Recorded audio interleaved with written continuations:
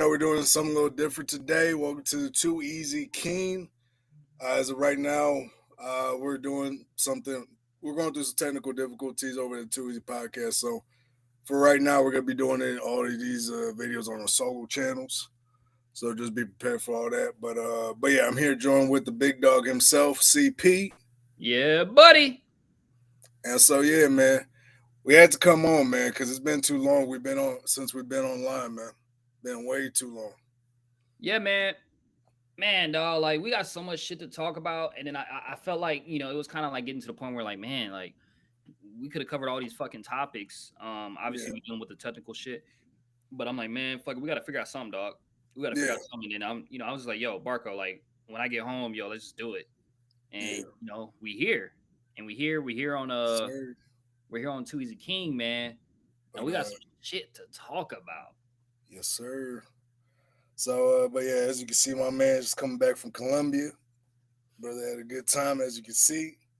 You know Brother's me. damn near Colombia. He came back talking Spanish. Hey, ¿qué pasó, amigo? I was like, hey, where's Reggie at? Reggie, no sé, You no sé. turned from Reggie to Rico. Where's Reggie at? Where that Reno, nigga at? no, like, no sé, Then Reno, tell me, Pablo. I was Nini playing. Escobar, But Nini Escobar. but nah, man. I mean, yeah, man. We've been gone for a minute, man. Like I said, I've been dealing with my transitional period. Transitioning from a certain place to another. It's been a hassle, but we finally in there. We in there. Hence the title. So yeah, man. Speaking of transitional periods, you ever had a lot of money and then you fucked it all up? You Yeah, ever had a decent amount of money and then you just fucked it all up? I did, Well, I did. look no further. We have the brother. What's his name? Old boy from the. So we have a former NBA player, NBA star, Sebastian Tefler. Man, I remember I seen that name years ago, but this dude had $30 million, from my understanding, in his total career playing in the NBA, and he fucked it all up. How do you fuck $30 million, especially back then, back in the 2000s, 2010s? That's like 50 million now. That's just crazy to me how you fuck over this money. Yeah, it's it's painful because it's like on one end, it's like, man, you can't give niggas nothing. You know what I'm saying? You can't give niggas money because Oh, they don't know what the fuck to do with it. On the other end, on the other end, it's like, motherfucker, like, why did they hand you that amount of money and then tell you how to, at least make it last? and that's the thing though. A lot of these dudes are niggas that made it, and so when you nigga rich, that shit only lasts so long. It had like, how do you go from 30 million to zero though? How the fuck does that happen? I can't fathom it, man. You know what I mean? Like I like all Like you have to that. do, think about it. If you just invested a million of that 30 million, you would have been good for your life. Just off the million.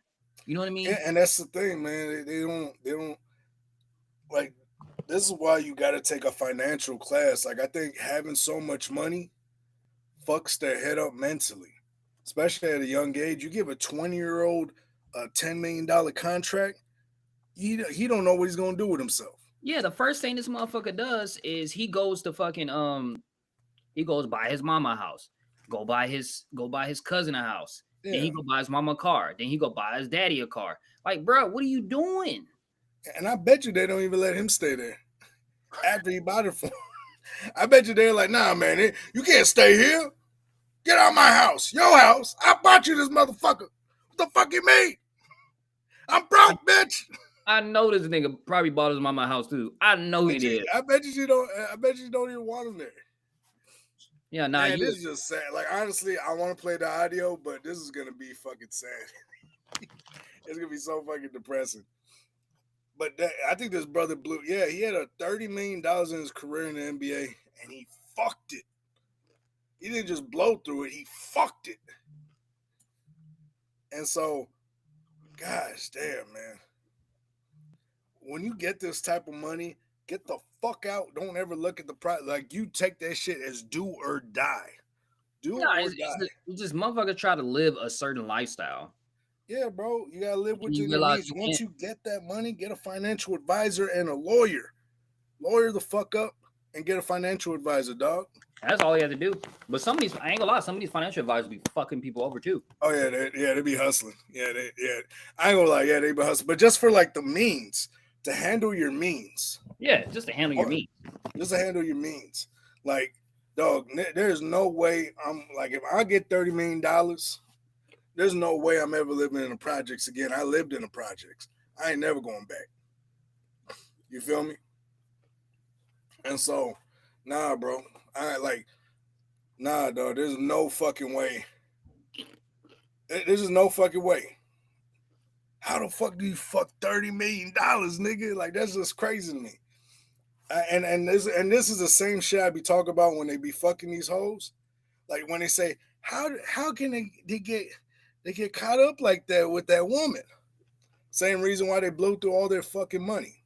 They say 80% of athletes blow through their money once they get to retirement age.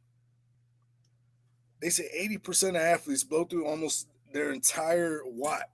Yeah, because athletes live a certain lifestyle, and it's kind of toxic too. Like they live this lifestyle of like Dwayne Wade.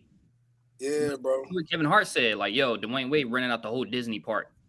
Nah, bro. Like that's how these guys live. Well, but the thing is, he can afford it. So once you guys get like that rookie contract, you don't touch none of that fucking money.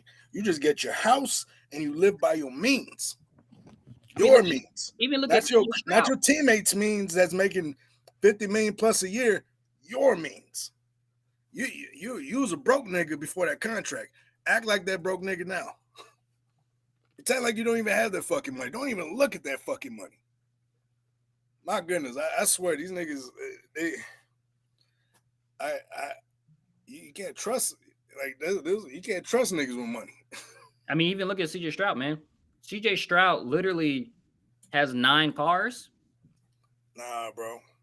And he's living in Houston. He's living in Houston. I mean, which is I mean, you can get away with some more things in Texas. But it's like nah, bro. You don't need 9 cars. You don't need 9 asses. Like who the fuck are you supplying these cars with? And so it's like, bro, he only what was it like a $30 million contract? His rookie deal, yeah.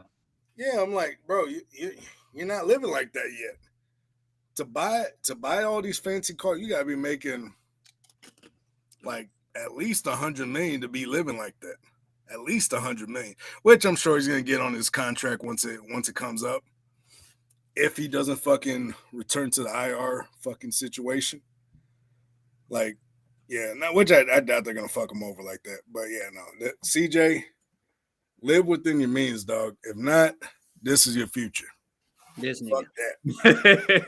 Fuck that. Feel like Roaches is behind his fucking stove. I know, bro. Broken like, bro, man, fuck. How's your fucking mirror broke? That's how you know. Anytime you have a broken mirror, you're in the PJs. You're in the PJs. Like, I remember living in the PJs. That shit was not fun. That shit was loud. Niggas always all I hear is people getting shot, the ambulance every fucking day. Yeah. I'd be like, damn, no ambulance today? I'll be surprised. Damn, no ambulance today? Motherfuckers getting shot every fucking day, man.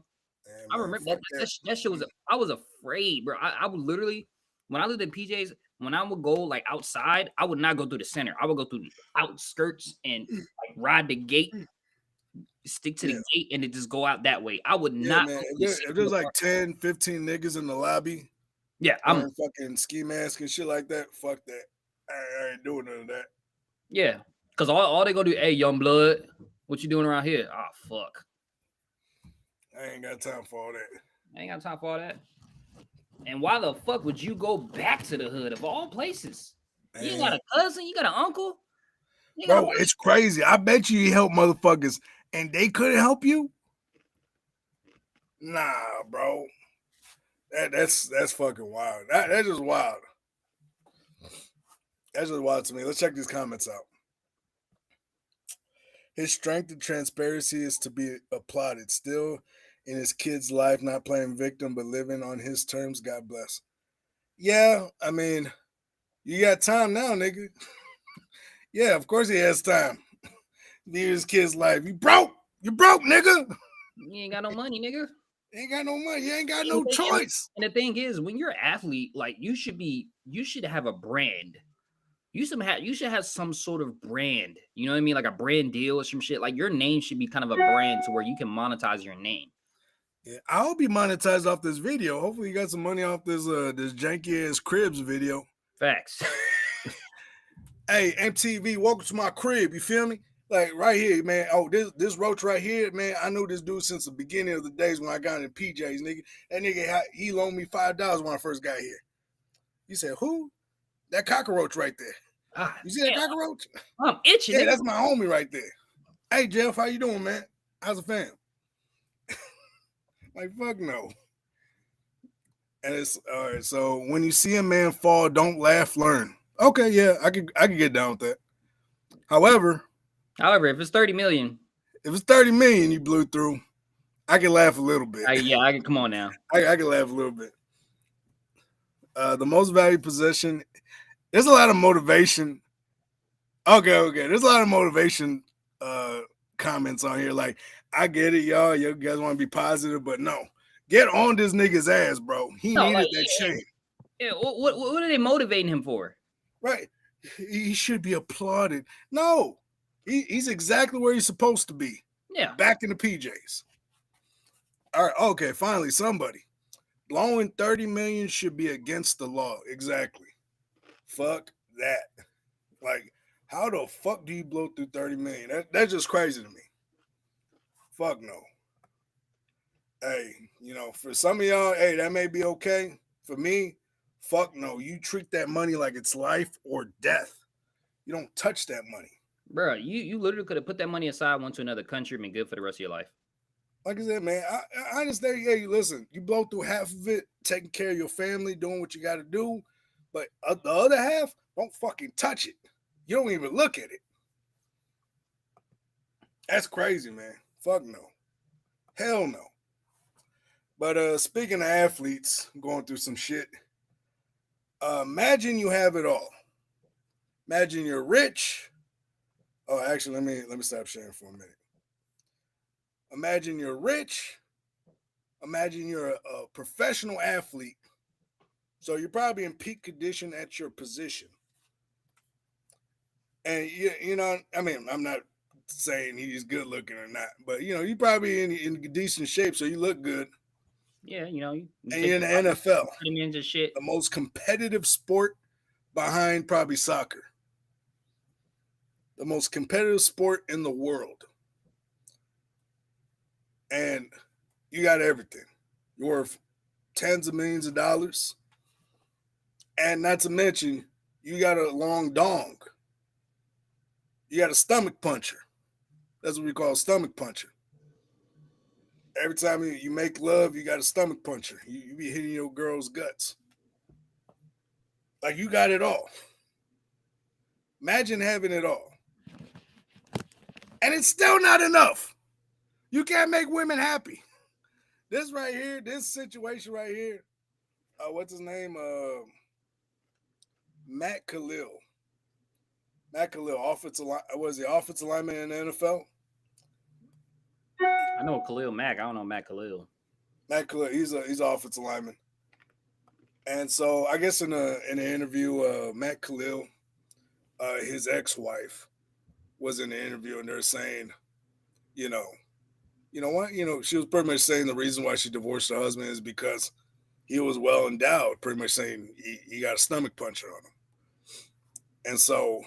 And why would you marry him if you didn't want to get stomach punched every day? You know what I mean? Like, it's the money. It's the clout. It's she definitely went in for the money. You think she got invited to that podcast because she's herself? No. She got invited to that podcast because she's an ex-wife of an NFL football player. Yeah, true. You know what I mean? Like, you're not there off your own merits. You're there because you're getting your stomach punched by an NFL football player. Let's just keep it real. And so, no. And so she started spilling the tea, which I'm like, listen, I understand if you're not together and you may feel a certain way, but why you're like this whole thing of having to go on a podcast, which I know why you do it. This is a new thing for women. Like women, well, I mean, Yeah, it's so weird. Like you be telling all like, girl, this isn't you hanging out with your homegirls. You're exposing somebody that you're messing with. Do you understand your exes are reflections of you? You are who you date. Your exes are reflections of you. So you're not only backhanding yourself, but you're backhanding your reputation. And it's like, what the fuck are you doing? It's like, why are you gonna go after somebody you're not together anymore? You know what I mean? Now, if somebody's telling you to do a tell-all book or something, and they're paying you to do it, then okay, do what the fuck you have to do. But if you're just getting invited to a podcast, the only reason why they have you there is to shit on your ex. You think he's gonna shit on you if he got invited to a podcast? No, because he's moved on with his life. yeah, you don't give a fuck. You don't give a fuck about you. You know what I mean? It's just so crazy to me. A lot of these exes, like once they break up, these podcasts reach out to them. Hey, girl, you want to come on the podcast? We know you got some ill feelings about somebody. Hey, Michelle Obama, you want to come on my podcast? You want to come to the Red Table Talk? Shit, they're going. All these podcasts are going to invite her after she divorces Brock, or Brock divorces her. She gonna say the most wild shit. Oh yeah, she's going to do a tell-all. My time as a first woman, I organized the plates. Then I organized the butlers. And then, after laying down for an hour and consoling with my thoughts, I walked outside the lawn. Then after I walked out in the lawn, I looked at the sun. Like, shut the fuck up. Nobody gives a fuck about that. You're a first lady. Shut the fuck up. Your husband won the election, not you, bitch. Yeah, it always felt like both of them was in, Yeah, but I'm pretty sure that's the type of shit she'll be saying if her and Brock got divorced. I'm like, man, I don't give a fuck about all that. On the real, I don't give a fuck about all that. And that's the shit I'd be saying though with these exes that be coming onto the podcast. Nobody gives a fuck about what you have to say about yourself. They only care about your relationship with the person you got rid of. They don't give a fuck about you, bitch. Like that's just the craziest part. Like when these exes of stars or football players get invited, there's nothing that you could say about your life that's more interesting than when you're with the star. Yeah, like Travis. There's nothing more interesting. Yeah, they're not gonna give a fuck. Like you remember what's her name? Jada Pinkett Smith wrote a whole book. She wrote a whole book like 2 months ago. She released it, and nobody gave a fuck about what she was talking about. And the only thing they asked her about is the shit she was talking about with Will. Me and Will, we're doing this and that. She was saying some stupid shit about Will. I forgot about it, but she was talking about their marriage again. And I'm like, oh my gosh. Leave that shit alone. That's the only reason why they talked about it. They literally, the first question they asked her is like, so what you talked about Will on there? That's kind of interesting. Can you explain more? Like, that's the only thing they gave a fuck about. They didn't give a fuck about you. Hi, Jada. I had to shave my head again today. They don't give a fuck about that, bitch. Battling with alopecia. I don't give a fuck about your alopecia, bitch. Fuck you and your alopecia. What about Will? They do because did Will shave your head? You got pictures of that? You know what I mean? Like they don't give a fuck about you. And that's why I be trying to. That's why I be saying, like, these exes be coming on thinking that they got something interesting to say. You ain't got nothing interesting to say. Go and spill the tea on your ex. That's all they care about. They're like, oh shit, he has a small dick. Oh shit. They don't give a fuck about your organizing plates. They don't care about your new fucking your workout channel. They don't give a fuck about none of that. They care about your vendettas. They care about man. They bring them on right after they bring them on to the podcast right after they break up. Probably like within a year. Yeah. So it's still kind of fresh. So they bring them in right after they break up and they bring them on. This is how most of these podcasts get big, is because they're clout chasing. Because they're like, oh shit, let's invite her on. make it seem like she's the interesting one when the whole time we're just gonna ask her questions about her ex. Like, they don't give a fuck about you. And that's the crazy part. And so she felt inclined to talk about, and she actually helped him out. I don't know if she thought she was shitting on him or what, but she actually helped him out. So I don't know, like, if you're trying to embarrass your ex, you failed on that when you helped him out. Now more bitches gonna go try to get on him. You over there saying he's well endowed? Most of you bitches say, "Oh no, he got shrimp dick ass nigga." You guys have to say that to make sure no other girls fuck with him. At least no girls around your vicinity fuck with him. That's the defense mechanism. That's what women hate. They don't want it to be their friends. Yeah, because and the funny thing is he's been fucking the whole time. No, it's fine. But no, man, it's just like, why the fuck do I gotta fucking, why the fuck you gotta go on a podcast and talk shit? It's just crazy to me because men are never gonna do it. They never do it because they move on. They literally have to move on. Women can be in their feelings and come back, sneak around and shit. They can do that. But if it's on the men's side, it's done. It's done. And so, nah, man, it's just stupid to me how these motherfuckers just go around and just talk shit. But let's see what Coach JB has to say about the situation. And this is a funny ass podcast too. You think we funny? Nah, this podcast right here is funny as shit. I get him all the credit in the world. That she divorced NFL great Matt Kalil in part to his penis size. Dear baby Jesus, bow our heads. Lord, I come to you today as a humbled man, and I've come to realize, Lord, that everything I've been saying for so many years with Smitty has come to full fruition today, and it's the truth. And we're the realest show on planet Earth, Lord. Thank you, Lord, for touching and blessing this show the way you do to make us the realest show on planet Earth. We have found out, Lord, that females are mad when your dick's too little. And then females now, Lord, are mad because your dick's too big. Guess what, Lord? You've made me realize you cannot please a woman, Lord. You just can't please a woman. It don't matter what, Lord. You got new eyebrows, you want a new hair, you want makeup, you want new titties, you want new ass, you need new fit. Oh, yeah. You need lips. Take out your ass, put in your lips. You need cheek filler. Lord, you cannot please a woman, Lord. I told you before, anything that pleases what the mother don't die is a different anomaly. You can't fix these people. So, Lord, I love my women out there. As we move on amicably, make me a sandwich, and we love you. But we cannot please you. I've come to that realization, and I will never try to please you ever again. Because Matt Khalil dick's too big, and she left. And the last cat she was with, her dick was too little, and she left. Well, which one is it? Your name, Jesus' name, we pray. Amen. Oh, man. That's how I be, man. Like, yeah, man. Like, and that's why, like, honestly, when it comes to like women in general, anything they say is just what they feel in the moment, so it's not to be taken seriously. A lot of times, like I really don't. When a woman is really expressing factual knowledge or anything like that has to do with something that they feel strongly about, I just kind of take it with a grain of salt. I'm like, oh, okay. Because I know like the next moment or the next man or the next situation, they're going to think differently about it. Yeah. That's just how women are. They're very fluid. They're very fluid, Yeah. So when it comes to the dude punching her shit, why marry him in the first place? If that's what it was, I don't think that's what it was. But why? Because I'm like, but the thing is, at the end of the day, I think she was she's like what most of these women are. They're scammer hoes.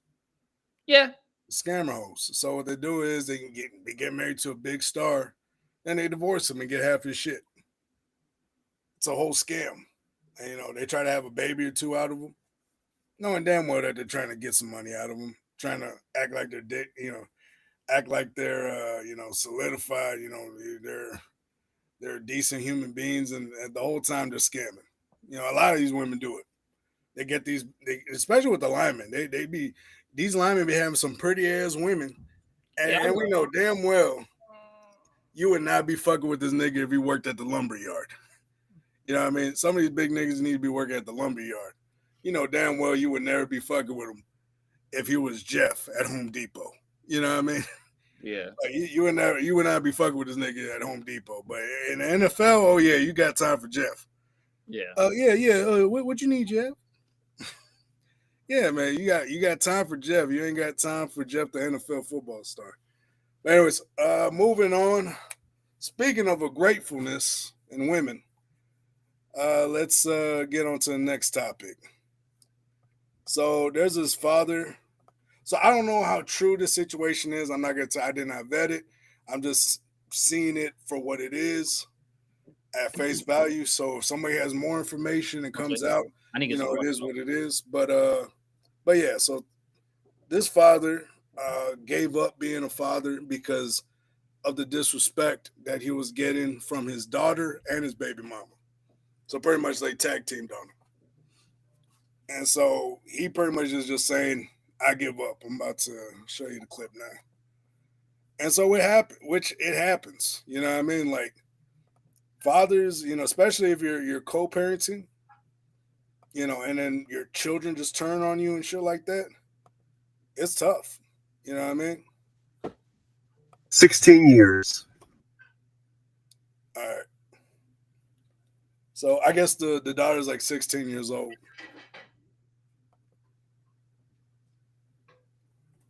But yeah, man, it sucks though. Like when you got fathers that their kids turn on them because of the shit they believe from their mother. It's sad. It truly is. Because I think at a point I was probably there. You know what I mean? And not saying anything bad about my mom's, but it's like there was stuff where she said this and that, but at the end of the day, it was something that was out of my dad's control. And so, yeah, bro, it could be a sad situation dealing with this, but here's the clip. You ready, partner? Yep. If I was to see my former daughter, will I speak to her? You said former. After 16 years. No. Oh. No. People, I'm going to tell you something about us black men. We take scrap respect. Yeah. We're conditioned to take scrap respect. We're so in tune to understanding that everybody think if we own homes, we're gonna be a dead slumlord. If we fathers, we're gonna be deadbeats. All of us good men, we fight and take on the full brunt of the stereotypes that you are as a black man. Yeah, the other guys, it don't matter to them. But us good guys, we the ones that fighting in the court. We the one that making videos. Basically, they don't know how to read it right when we criticize them. We're trying to get them to act right. I seen a video the other day where a black woman said, I like when black men get offed. I've never seen a black man make a video that says that. This is how comfortable they have gotten at disrespecting us, and you've accepted it. My mom, I was paying my mom's rent. My mom talked to me like I was an absolute piece of trash because she don't like my company. My daughter, I didn't do nothing to my daughter. My daughter had her own business at 6. She had a key to the office. She knew all my passcodes. She knew everything about me. Damn, she had her own business at 6 years old? You was doing that shit for her and she turned on him like that? Because women don't. All right, so when it that's crazy. I get from his perspective, but women, like when it comes to a woman, they're not like in tune to something like that. Like, especially like I know this because I have daughters. Like, you can do like all the stuff I'm doing for my daughters behind without them knowing the stuff he's saying. I can do all these things and they can just be like, I don't care. You have to connect with your daughters emotionally. Like, you just have to, because if you don't, like, you know, it's this stuff is gonna happen, which I hope that's not the case. Because sometimes we get caught up in doing just a manly thing, and then we don't actually like, in a way, it sounds weird, but like date our daughters, like actually like love our daughters. Yeah, I know what you mean. That they're supposed like to show them the love. You add the emotion to it. You add So the when you do emotion. it, you know, you don't add the emotions like most women do because you know because we're not nurturers though. We're not And nurturing. that's yeah, we're not nurturers. We're providers. We'll give you it, and you turn it into a home, or you make it us. You know what I mean?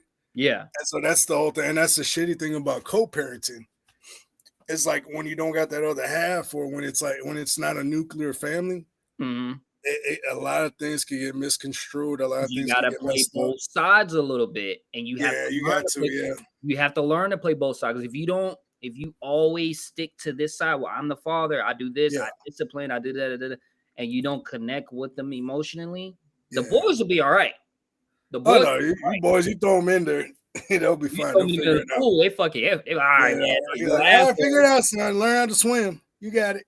you asshole, but I still Yeah, fuck you with know my women. my dad did. He grabbed me. He threw me in the deepest part of the pool. And I was like, I can't swim. He's like, you gotta learn how to swim, son. You're gonna drown. It's like, and I started cupping, like, doggy paddling and shit. And then I figured it out. I was like, oh shit, I figured it out. And there you go, boy. And then I remember right after that, like a week later, he took me to the lake, and he dragged my ass to the deepest part of the lake. He's all right, swim back to shore, son. I was like, fuck you, daddy. but that's how you deal with boys. To deal with girls, you have to add the emotion, and this is one of the few times I'll say where you kind of have to be the mother and the father. Not all the time, like some of your women say on Father's Day, I'm the mother and the father. No, this ain't that situation. Yeah, it's not the situation. But yeah. So sometimes you do gotta play both sides a little bit, so they can at least see something nuclear in something. Because if they don't see anything as a whole, they're not gonna respect it. You get what I'm saying? Mhm. They're not gonna respect it. They're not gonna treat it as the way you need it to be treated. And it's not his fault. It's not his fault, because naturally men are just providers. Yeah. And they guide, but they can only guide you so much. Yeah, and that's what I'm saying. Naturally, men are just providers. So we forget, hey, there's not a woman in the household. Someone has to deal with the emotion of the daughter. So, like, especially for single men raising, having a daughter, raising a daughter, you have to understand that if you don't have a woman with you in your house, you're responsible for filling that role, just like the woman is responsible for filling both roles, because that's just the reality of divorce. So if you think that you could just like me, I'm saving up all this money for my daughter, so when they graduate or get out of their house, they have a competitive advantage over anyone their age. You know what I mean? So that's not going to be enough for them though, because they're women.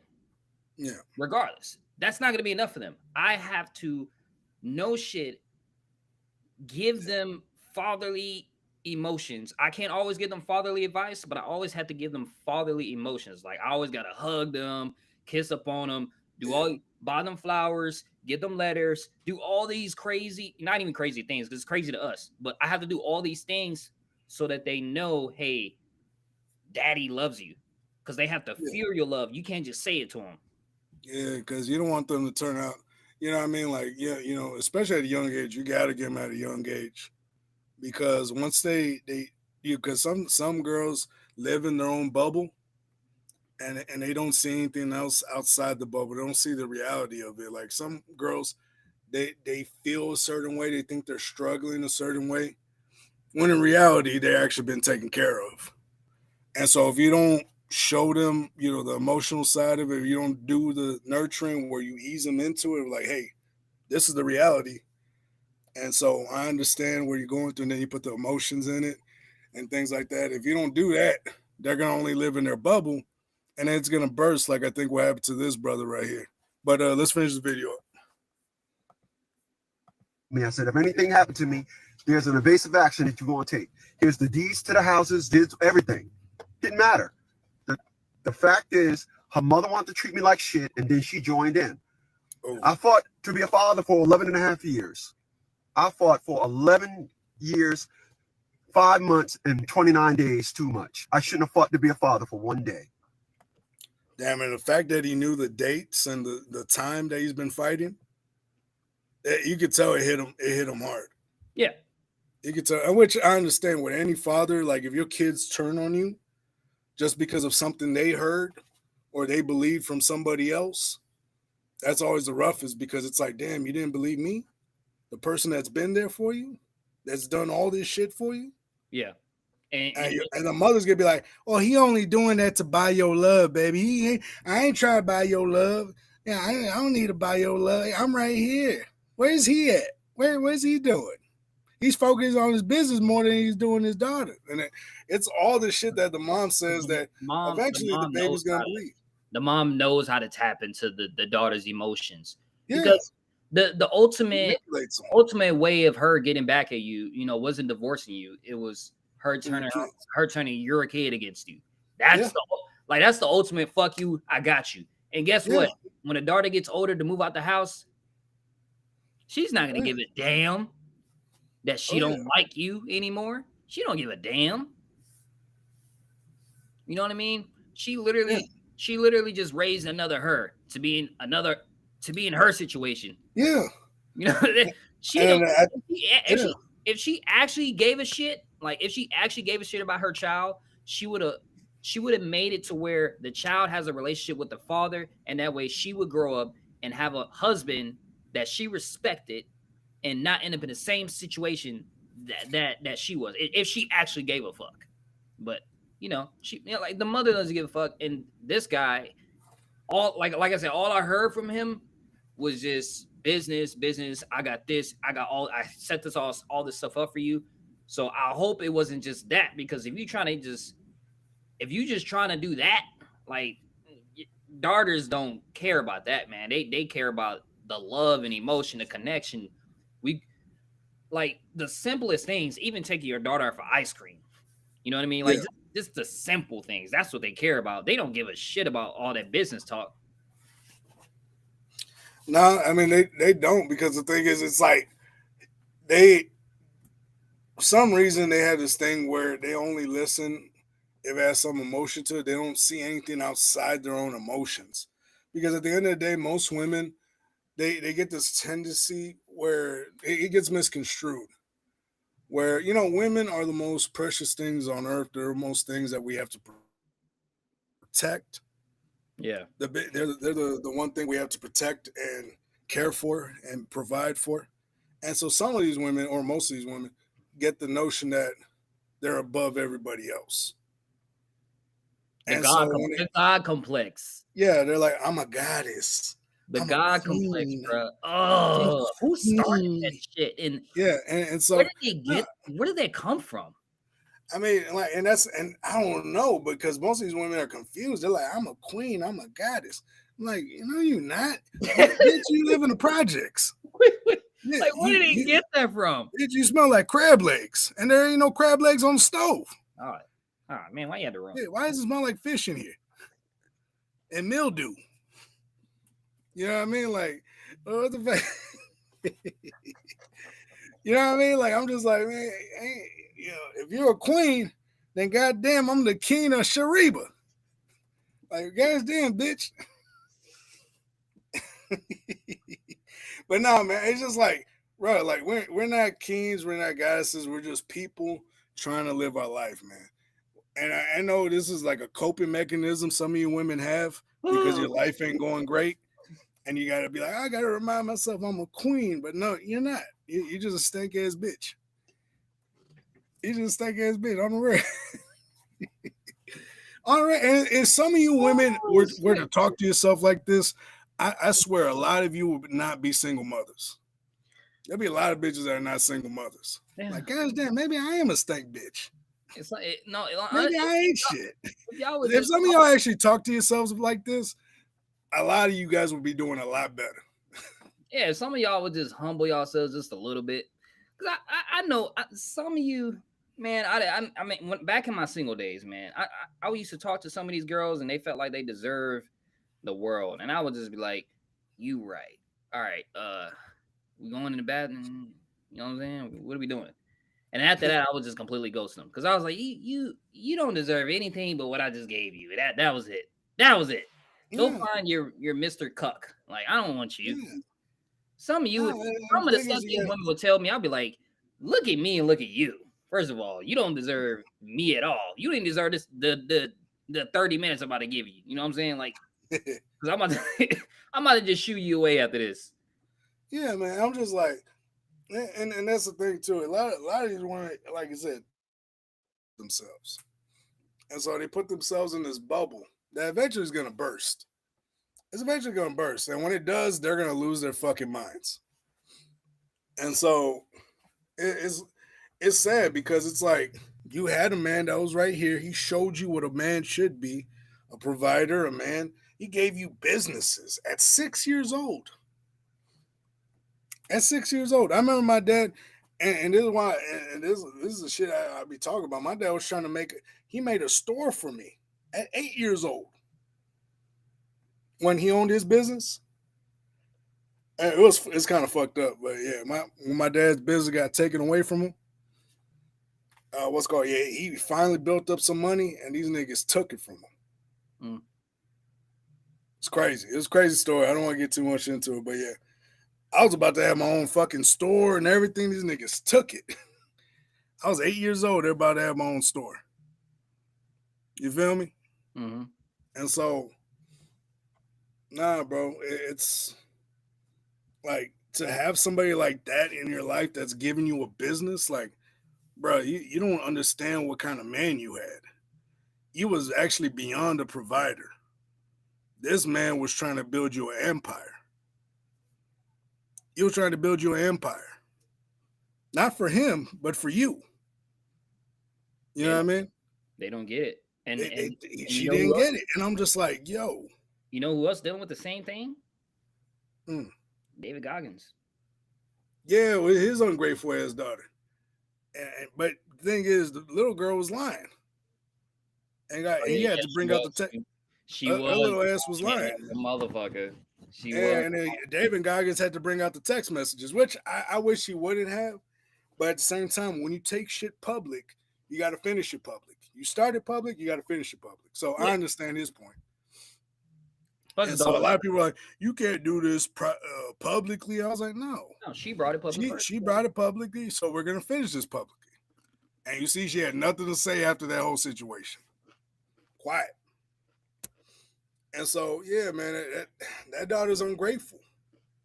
You know what I mean? You build them an empire, they would rather see that empire fall because of how they're feeling. Yeah. And that's the thing. This is why you need a nuclear family. Because women will destroy an empire based off how they're feeling.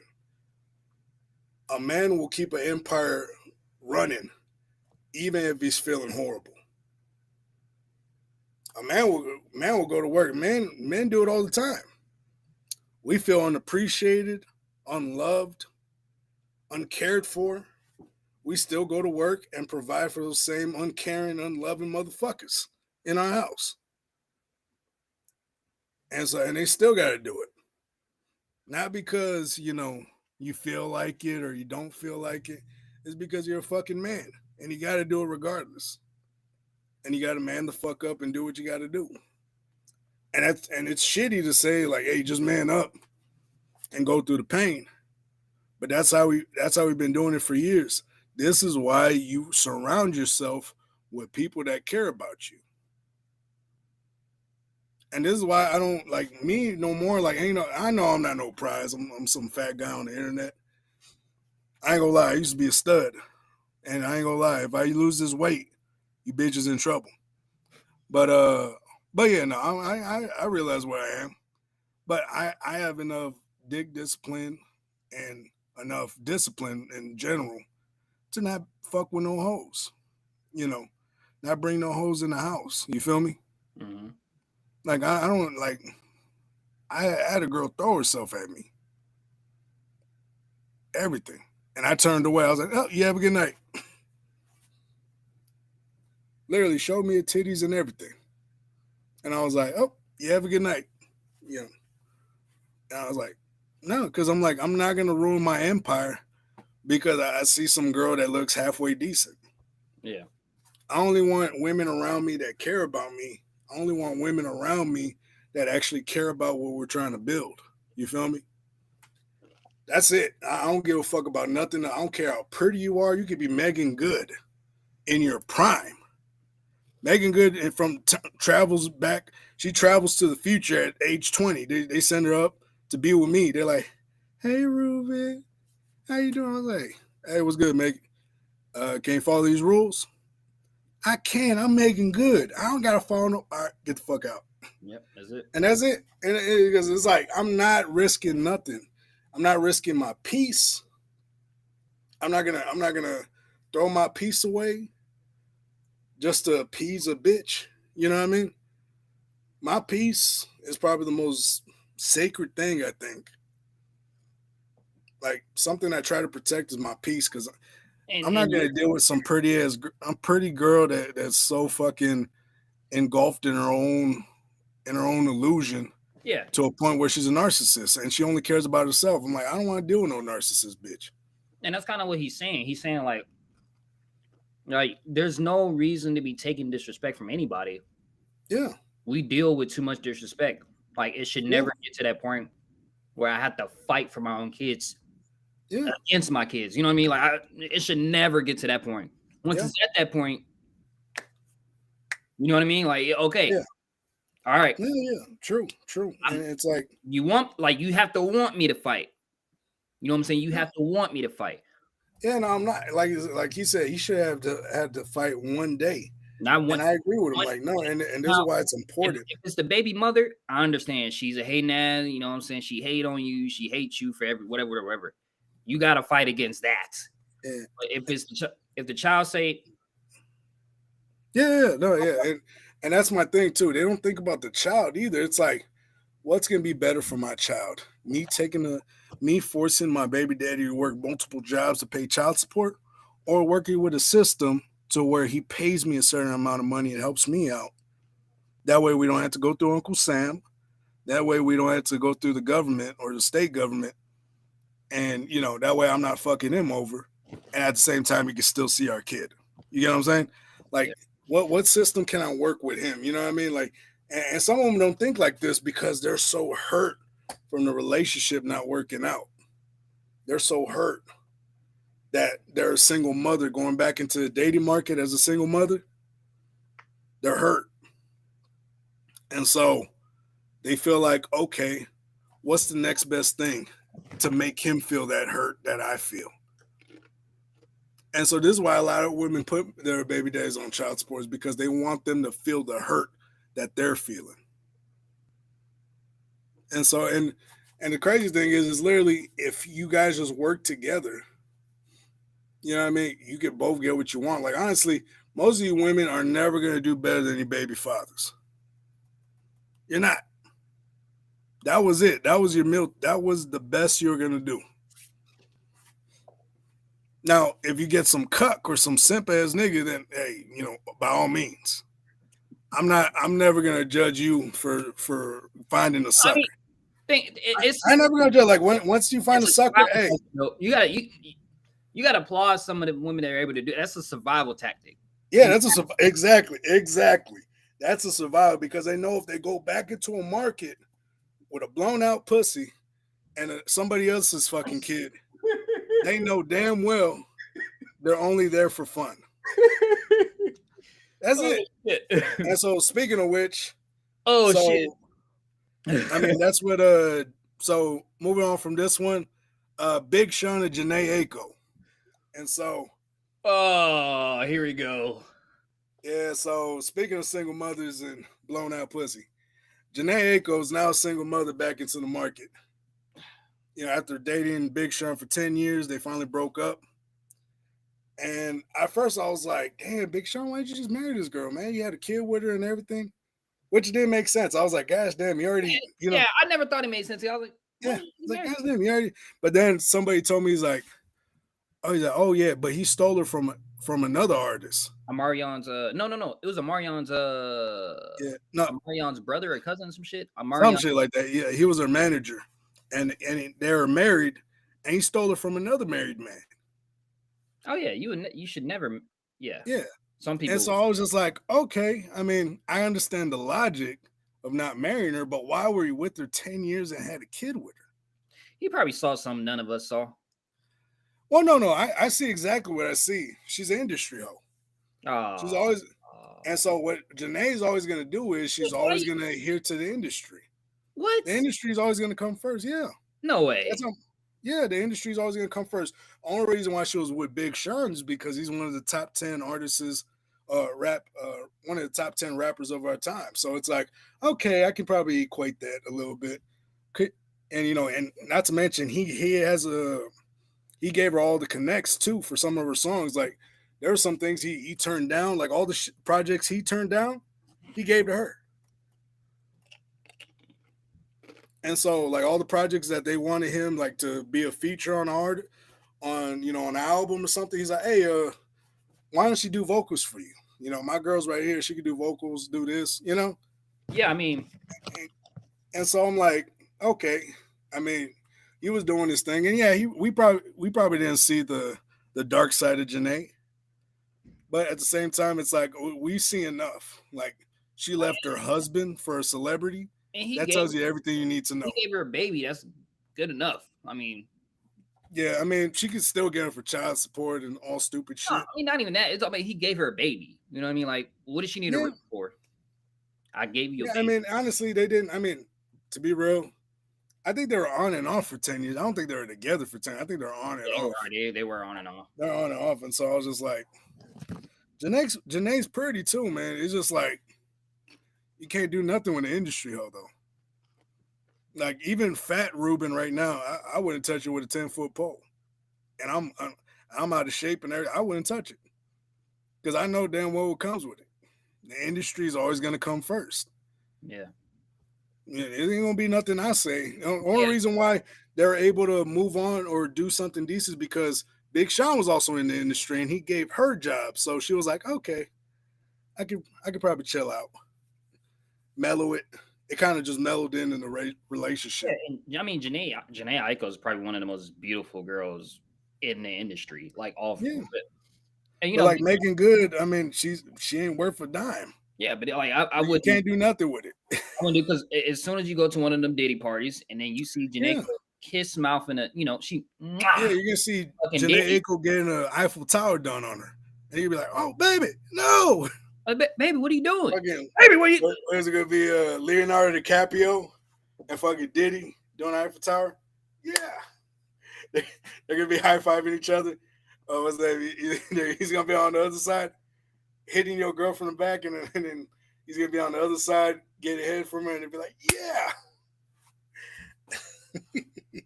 You're like, "No," and it's like, "That's what you mean? You want to go to Paris?" Oh man. Yeah, man. The industry is not worth it. These women. Nah. These women will suck up to the industry before they even enter. Yeah, some of these girls got, there was some shit that they had to do. Like some of these girls get pissed on by producers and shit like that.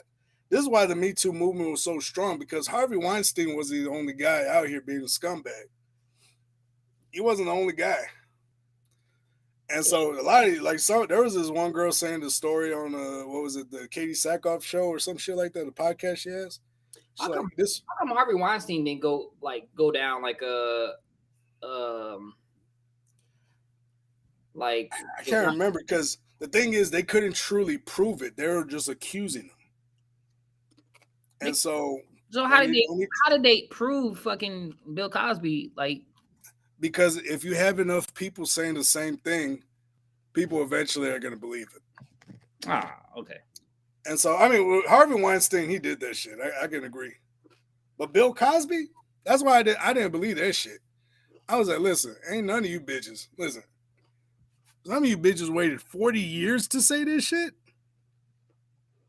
And this was 10 years ago. So this, what is it, 50 years now? You waited 50 years to come out and be like, he did this to me? I'm just like, at that point, you gotta just hope that God gets him, does his thing with him. For real. At that point. Because it's like, what are you doing waiting that long? Like, this has always been my thing. If someone does harm to you, Okay, bet. Either do one, I can't say the word because of YouTube. Yeah. You off them, or two, you take it to the courts Or three, and get them arrested. you leave the situation. Or three, well, I mean, more, and I know a lot of people are gonna be like, well, what about the? I was like, no, fuck that. He's gonna do it again. You're allowing him to do it again to somebody else. And it's a fucked up thing. It's a fucked up thing to say you got a responsibility as a victim, but you kind of do. Because if you allow him to do it to somebody else, you're indirectly letting it happen. Indirectly. And so I'm just like, no, you got to stop that right then and there. I understand your emotions all over the place, and a lot of people are emotional and this and that, but fuck that. You got to get this motherfucker right now. Gots to. Because if you wait 40 plus years, you're going to get some asshole like me online saying, I don't believe you. And it's gonna feel, and you're gonna feel like shit. And you're gonna feel even worse because you're like, why don't they believe me? He did this to me. I drank something and I woke up with my ass sore. You know, like, no, like you gotta fucking do it right then and there. Because if not, who's gonna, you know what I mean? Like, why am I gonna believe this story? You waited 40 plus years to go after this man? Like, no. I'm sorry. That's a no for me. That's something I don't understand. I know people have emotions and certain feelings, and they're like, it took me this long to come up. No. Destroy him. Don't let him live his life and let him do it to other people. Destroy the motherfucker. Or just move the fuck on. Because it's like, it's a fucked up thing to say, but at the same time, it's like, you got a responsibility. You got to end this shit. You do. And you got to end this shit. And the thing is, you want to make sure it never happens to somebody again. Otherwise, you're just letting it happen. And if you're not strong enough, tell somebody else to do it. You know what I mean? Go to somebody. Go to help. But get it the fuck done. That's my thing. And so that's why I didn't believe the Bill Cosby shit, because they all came out at the same time. I'm like, you hoes could be just getting money out of this man. And he was going through another lawsuit. Yeah. I'm just like, I just don't believe you, honey. Simultaneously, it happened right when he was trying to buy NBC. No, yeah, it's always like when you're trying to make a big move, they already have some dirt on you. You know what I mean? Yeah, they're just waiting for the right time, and that's what happened to Diddy too. That's why I told you, when we get big, you're not gonna be able to get me. I'm in Colombia. Good luck. Yeah, and I'm gonna be guarded up. So good luck. Nah, man, I might. I wish you could come to Colombia and say, yeah, he did it. Yeah, take him out. He touched me inappropriately. Yeah. But it shows here on the video, ma'am, that he just hugged you. Well, I didn't ask for it. But your arms are out, waiting for the hug. Oh, like fuck no. You ain't getting me, motherfucker. I'm telling you. I mean, and the thing is, it fucked up that Me Too movement too. Oh man, that Me Too movement. It was good to gain some assholes out of there, but then for others, it was just bad because it's like you guys are ruining people's careers off shit that we can't see. Like this is off hearsay. I gotta believe some random ass bitch saying that he did this to her. This dude has a family. He has awards. He's done this for the community. He's done all this shit. He can bring his shit to the stage and be like, "Hey man, I'm over here doing this. I'm not over here hurting people." And all she does is has crocodile tears and say this happened to her. I don't know if I believe you. Yeah, it's like you're like, I don't know if I believe you. You can have crocodile tears and be like, I'm like, that don't work on me. You know, for some other dudes would be like, you sick bastard. You know what I mean? And the thing is, protected. No. Yeah, you know what I mean? I'm just like, no, I gotta see more than just some crocodile tears and some crying ass bitch. You know what I mean? Like, you gotta show me, like, hey, this is text messages or something. Like, you gotta show me that this actually happened. Otherwise, I'm not gonna believe it. You gotta actually show me proof without a reasonable doubt which is the jury, you gotta prove to me, the court of public opinion, that this brother did this. You know what I mean? Otherwise, I don't believe it. I don't believe it. I'm like Dave Chappelle. I'm what's known on the streets as a victim blamer. I don't believe it. I just don't. It's hard to. And so that's why, and same reason why I didn't believe that Michael Jackson was out here dealing with kids. Same reason. I don't believe that shit. This dude was having so much sex with women that he called women fishes. Give me that little fish over there. Give me a little. That's a good fish right there. No bullshit, you're not. There's videos of him saying, "Oh, that's some good fish right there." His manager had a tell-all documentary, and she was saying that he was having sex with so much women that he was calling women fishes.